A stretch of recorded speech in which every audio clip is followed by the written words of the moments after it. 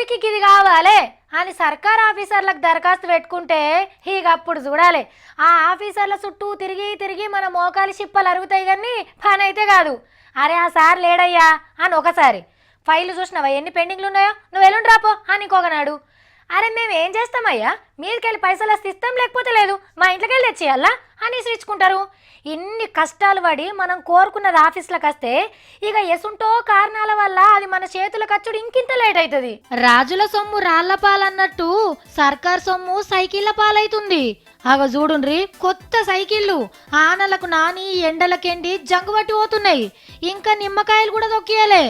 మెదక్ జిల్లా సంగారెడ్డిలా ఒక సర్కార్ ఆఫీసులున్నది ఈ సైకిళ్ల షెడ్డు. నడవరానోళ్ళకి ఇస్తందుకు 600 దాకా 3 పయ్యల సైకిళ్ళు ఫిట్టింగ్ చేపించి తయారుగా పెట్టిండ్రు. ఎవరన్నా పోయి ఆఫీసర్లను అడిగితే పెద్ద లీడర్ వచ్చి రిబ్బన్ కటింగ్ చేసి కొబ్బరికాయ కొట్టినాకనే వంచుతామని అంటుండ్రట.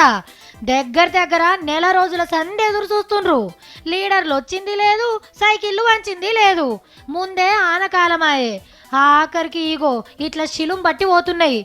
ఏం లాభం, లక్షల రూపాయలు ఖర్చు పెట్టి చేపిస్తే పాతిన్ప సామాన్కి జోకిచ్చే కథ ఇటట్టుంది.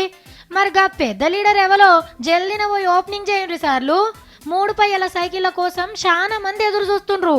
పలానా సార్ వచ్చి నాకు సైకిల్ ఇచ్చిండని మీ పేరు చెప్పుకొని మురిసిపోతారు.